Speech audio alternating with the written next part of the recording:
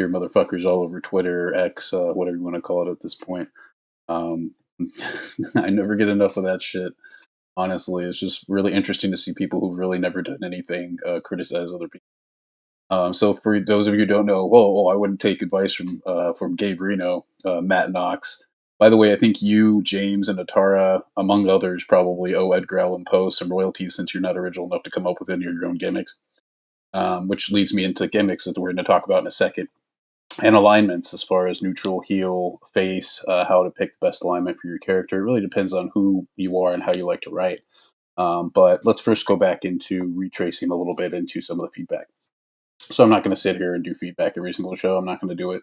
But it's kind of funny because when I'm Dubois or somebody in a Fed where nobody knows who I am, nobody ever has a problem with me, never have a problem with my writing. In fact, everybody comes to me and asks me how to help them and all this kind of stuff, which is what really prompted this show.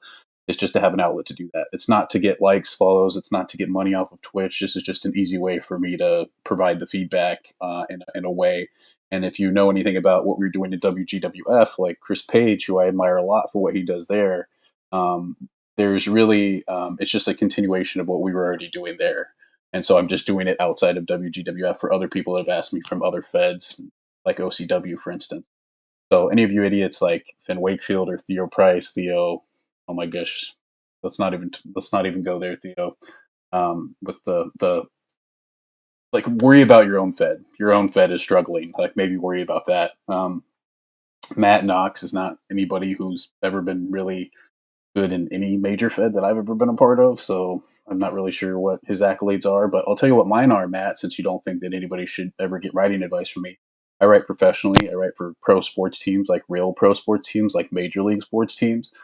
So I get paid to write. I get paid to write articles. I get paid to write reviews. I get paid to write all kinds of stuff. So, and I've been in e-fetting for about 25 years, which a lot of those things spawn from how I write in e-fetting that then became an actual career with college and other things involved, something you probably don't really know a whole lot about. So, and I hope that you do. I mean, I hope I'm wrong about that, but it just seems like you like to talk more than you like to listen.